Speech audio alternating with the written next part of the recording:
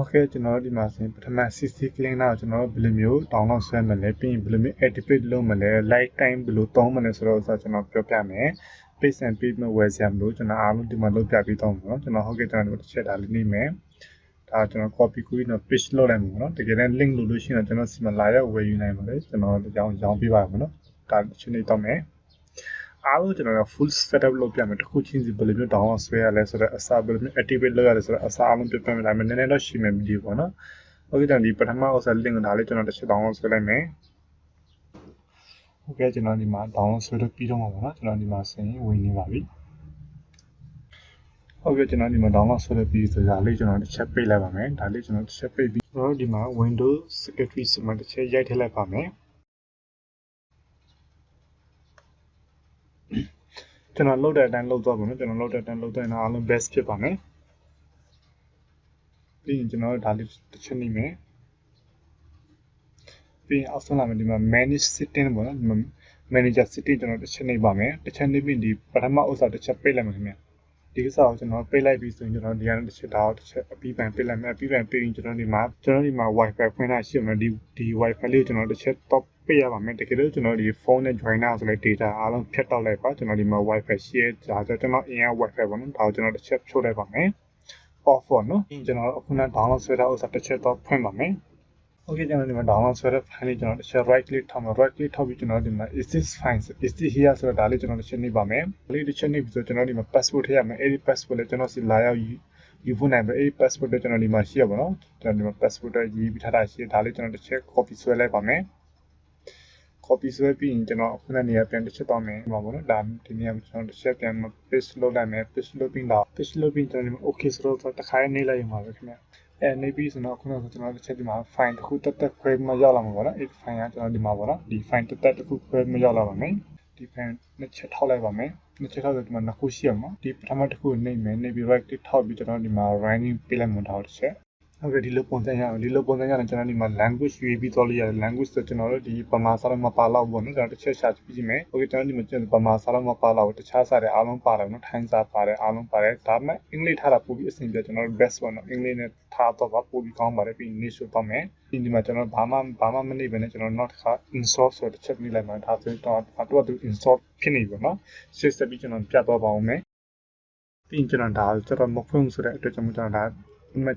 ချစ်ပြင်ကျွန်တော် finish ဆိုတော့နေလိုက်ညပဲကျွန်တော်စံဒီမှာ CCleaner ဒီကိုရောက်လာပြီနော်ဒါပေမဲ့ဒီကို activate လုပ်ဖို့လိုပါသေးတယ်အဲ့တော့ကျွန်တော်ပထမဒါကိုတစ်ချက် finish လုပ်လိုက်ပါမယ်ပြီးရင်ကျွန်တော်တစ်ဆင့်ပြန်မှကျွန်တော်ဒီ file ကိုတစ်ချက်တော့မယ် file ကိုတစ်ချက်တော့ပြီးကျွန်တော်ဒီဥစ္စာတစ်ချက်ကျွန်တော်လုပ်တဲ့အတိုင်းလုပ်တော့ပေါ့နော်ဒါကိုကျွန်တော်ပထမ first press လုပ်လိုက်ပါမယ်အဲဒီကျွန်တော်ဒီမှာ C ကိုတစ်ချက်ထောက်မယ် C ကိုတစ်ချက်ထောက်ပြီးကျွန်တော်ဒီမှာ system 32ကိုတစ်ချက်ရွေးမှာဗျအဲဒီကျွန်တော် Windows တော့မယ်ပြီးရင် system 32ပေါ့နော်ကျွန်တော်ဒီမှာ system 32ဒါနှစ်ချက်ထောက်လိုက်ပါမယ် system 32ကျွန်တော် drive ကိုတစ်ချက်သွားမယ်ဗျမကျွန်တော် share တင်သွားပါ drive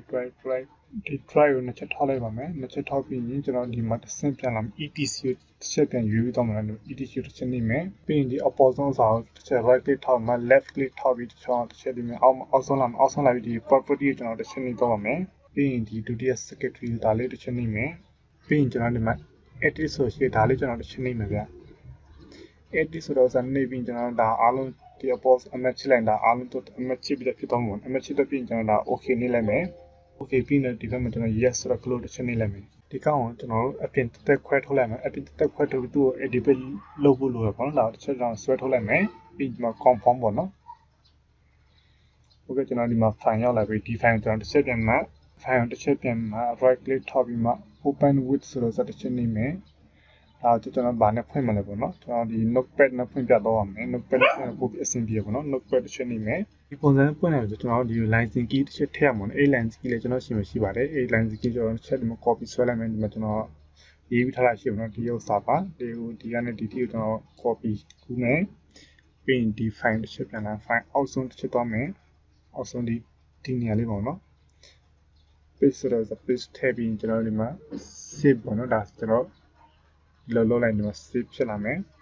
save လုပ်လိုက်မှာဒါကိုတစ်ချက်ပေါ်ချလိုက်မယ် save ပြီးဆိုရင်ကျွန်တော်ဒီကောင်ကိုတစ်ချက်ပြန်မှ copy ကူးပြီးဒီထဲပြန်လာထည့်မှာနော် okay confirm ဟုတ်ပါတယ်ကျွန်တော်ထည့်မှာမှန်တယ်ပေါ့နော် ကျွန်တော်အခုနောက်ဆုံးနေရာပြန်ဒါတစ်ချက်ပြန် right click ထောက်မယ် right click ထောက်ပြန် property နေရာတစ်ချက်တော့မယ်ပြီးရင်အခုနောက်တော့တဲ့အတိုင်းဒီနေရာလာမယ်လာပြီးကျွန်တော်ဒီ edit နေရာတစ်ချက်လာမယ် edit နေရာတစ်ချက်လာရင်ဒါလေးကျွန်တော်တစ်ချက်ဖြုတ်လိုက်မယ်ဖြစ်ရင်ဒီ read name ml ချိထားမယ် ml ချိထားပြီးကျွန်တော်အားလုံးပြီးတော့ဒါလေး okay ကျွန်တော်တစ်ချက်နှိပ်လိုက်ပါမယ် okay နှိပ်ပြီးကျွန်တော် yes ဆိုတော့တစ်ချက်နှိပ်မယ်ဒါလေးပြီးတော့ဒီခေါင်းလေးကျွန်တော်တစ်ချက်ပိတ်လိုက်မှာပိတ်ပြီးကျွန်တော်တစ်ချက် refresh ပြန်လုပ်မယ် refresh လုပ်ပြီးကျွန်တော်ဒီ CCleaner ကျွန်တော်တစ်ချက်ပြန်ဖွင့်ပါမယ်ဒီ line key အတွက်ကျွန်တော်ဒီအခုနနေရာတစ်ချက်ပြန်သွားမယ်ဒီနေရာလာပြီးဆိုရင်ကျွန်တော်အခုန download ဆွဲတဲ့နေရာတစ်ချက်သွားမှာပေါ့နော်ပြီးရင်ဒီအခုနကျွန်တော်အောက်ဆုံးပေါ့နော် exit file တော့ဆက်ဒါလေးတစ်ချက်နေမယ်နေပြီးကျွန်တော်ဒီကောင်တစ်ချက်ဒါလေးကိုကျွန်တော်တစ်ချက်နေပြီးကျွန်တော်ဒါလေးတစ်ချက်နေမယ်โอเคကျွန်တော်ဒီ key ပေါ်လိုက်နော်ဒီ key ကိုကျွန်တော်တစ်ချက် copy ဆွဲလိုက်မယ်ဗျပထမဒါလေးမပေါ်လာလို့ရှိရင်ကျွန်တော်တို့လေဒီပထမမှာဒီအပေါ်ဆုံးစာလုံးတစ်ချက်နှိပ်လိုက်ဒီပုံစံပေါ်လာဒီပုံစံပေါ်လာဒါလေးကျွန်တော်တစ်ချက် copy ကူးမယ် copy ကူးရင်ဒီမှာဒါတစ်ချက်နှိပ်ပြီးကျွန်တော်ပြန်မှဒါ close လုပ်မယ်ပြီးရင်ဒီ line key နေရာမှာနော်ဒီ page လုပ်လိုက်ပါမယ်အခုတော့ကျွန်တော် copy ဆွဲတော့စာလေးကိုပြီးရင်ကျွန်တော် register တစ်ချက်နှိပ်လိုက်မယ် register နှိပ်ပြီးဆိုရင်ကျွန်တော်ဒီဥစ္စာ name မှာပဲ name ဆိုထည့်လို့ရအောင်နော်ဒါပေမဲ့ကျွန်တော် password လောက်ထားတဲ့အတွက်ကြောင့်အဲ့ဒီ password name ကိုကျွန်တော်တစ်ချက်ယူပြီးထည့်လိုက်ပါမယ်ကျွန်တော်လောက်တဲ့အတိုင်းလောက်တော့ပေါ့နော်ကျွန်တော်ဒီ any passport ပေါ့နော်ကျွန်တော်ဥစ္စာဒီ passport မှာလည်းဒီနာမနဲ့လောက်ထားရှိပါတယ်ဒါကြောင့်ကျွန်တော်ရဲ့နာမအရင်ပေါ့နော်ကျွန်တော်ဒီဟိုတော့မှာ fake ထည့်တာဥစ္စာပါဒါလည်းကျွန်တော်နာမအရင်ဖြစ်တယ် register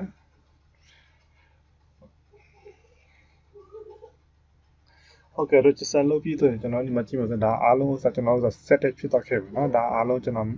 ဒီ edit အားလုံးကျွန်တော်လုပ်ပြီးတော့ခဲ့ပါပြီကျွန်တော်ဒီမှာဘာရှင်းပါညာရှိလို့ရတာပေါ့နော်အားလုံးပေါ့နော်ကျွန်တော်လုံးဝ edit လုပ်ပြီးတော့ပါခင်ဗျာဒါဆိုကျွန်တော်အားလုံးကဒီ automatic ကျွန်တော်ရဲ့ဒီ laptop မှာ desktop မှာ PC မှာကျွန်တော် Windows 10 Windows 7အားလုံးကိုကျွန်တော် running လုပ်လို့ရပါတယ်ဒါကြတော့ဒီလိုလုပ်လိုက်ကျွန်တော် computer အရင်က pop up တွက်လက်တော့ခဲ့ပါတော့ဘယ်လိုရှိရဆိုတော့အစဒီတစ်ခုချင်းကြီးမှလောက်တော့မှာလုံးလိုက်ရှိလို့ချင်းကျွန်တော် comment box နဲ့ဖြစ်စေ message box နဲ့ဖြစ်စေကျွန်တော်ကိုမိမြန်းနိုင်ပါတယ်အားလုံးကျွန်တော်ကျေးဇူးတင်ပါတယ်